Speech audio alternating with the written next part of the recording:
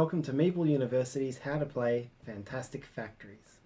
Fantastic Factories is an engine and tableau building game in which players attempt to build the best buildings that they can into a compound of factories.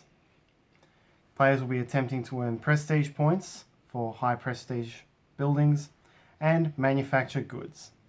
The game ends once a player has manufactured 12 goods or built 10 buildings, and the player with the highest score through these two means is the winner. At the time of filming this video, Fantastic Factories is a live project on Kickstarter, and we are teaching the game from the official print and play version provided by the designer. So any non-printable components that you see in this video have been borrowed from some of our other games, and because it is a live project, some of the art in the printed components may not be the final version. To set up the game, each player takes a player board, the helper cards, a starting hand of 4 blueprints, 4 dice in his or her colour, 2 energy, and 1 metal. One player takes a first player token.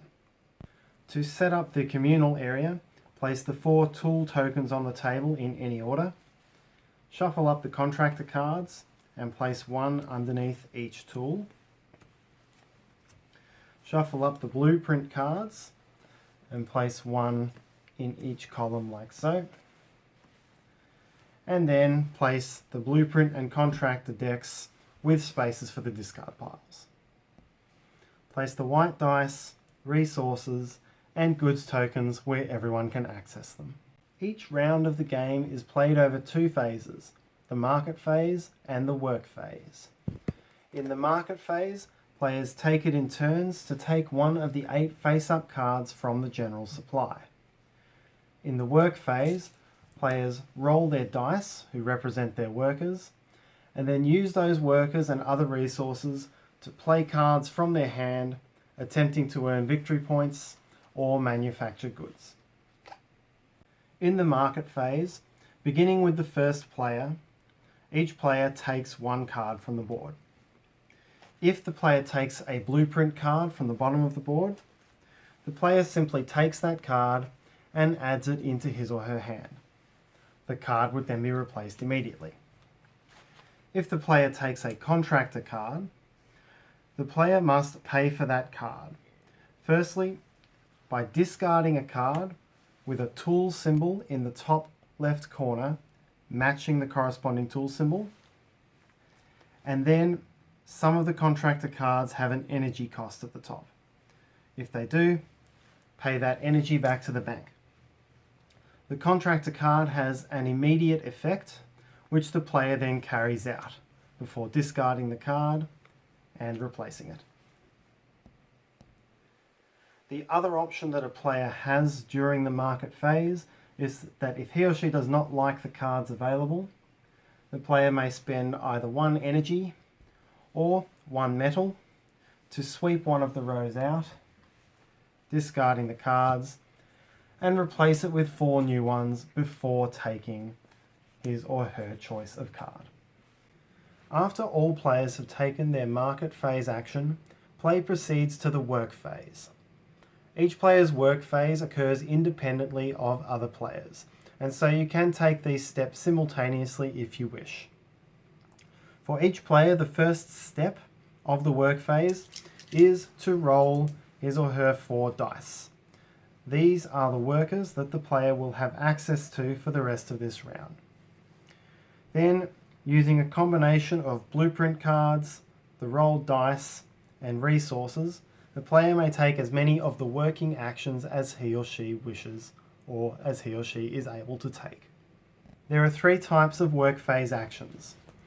The basic actions, printed on the player's player card, building buildings, and utilising the abilities of those buildings. There are 3 different basic actions available on the player board. To go to the mine, the player takes any worker die with a number of 4, 5, or 6, places it on one of the spaces, and takes 1 metal from the supply. To use the generator, a player takes any die with a 1, 2, or 3, places it in the slot, and then takes that number of energy tokens from the bank. This way players are able to build up energy more quickly than metal, and this will be reflected in the cost of the buildings. The third option is to do research, in which a player may place a die of any number to take a blueprint card from the top of the pack. Note that this comes from the top of the main stack, not from the face-up cards in the supply. When placing dice on the basic actions, there is a matching bonus if a player places dice of the same number in the same slot.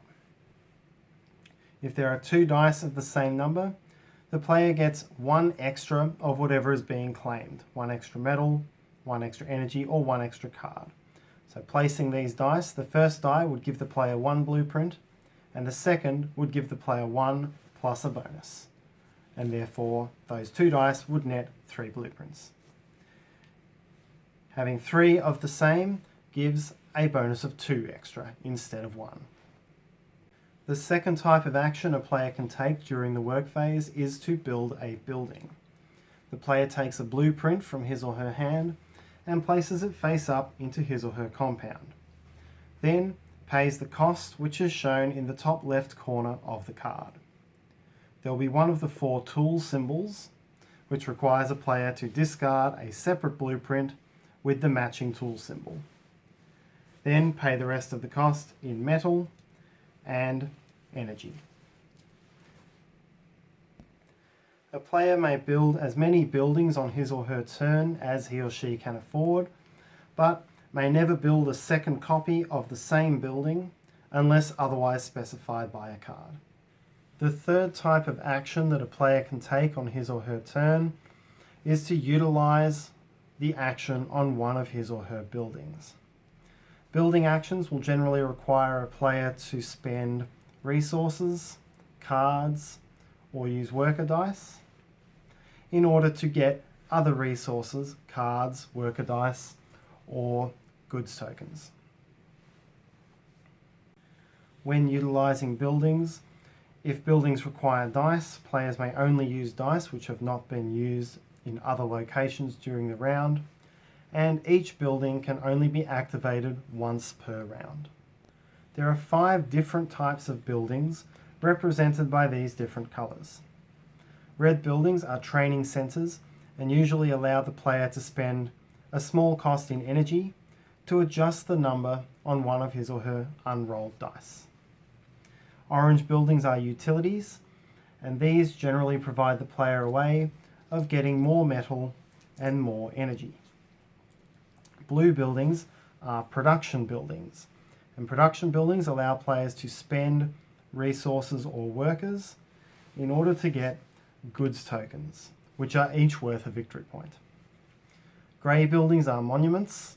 Monuments have no action, but these have more prestige than other buildings. Finally, purple buildings are special, and these have random sorts of effects which don't fit into those other 4 categories. Players may go back and forth between basic actions, and building cards until the player has run out of actions that he or she can do or wishes to do. Then, if the player has more than 12 resources, the player must discard down to 12, and if the player has more than 10 blueprint cards in hand, must discard down to 10. The first player token moves to the next player around the circle, and play proceeds to the next round. The end of the game can be triggered in one of 2 ways. Either when one player builds his or her 10th building, or when one player manufactures his or her 12th goods token across all buildings that he or she owns. Once this happens, the game end triggers, finish the current round, and then play one more round. At the end of that final round, players total up their score, adding 1 point for each goods token manufactured, and a number of prestige points as indicated in the top right corner of all building cards. Whoever has the highest score wins. In the event of a tie, the player with the most leftover metal is the winner.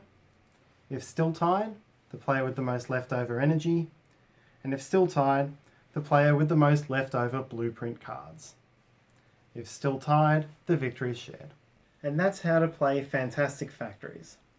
At the time we filmed this video, the game has been successfully funded on Kickstarter, but the project is still open, so check it out if you're interested. I hope you enjoyed the video, and I hope you enjoy playing. Please subscribe to our channel if you'd like to hear more from Meeple University.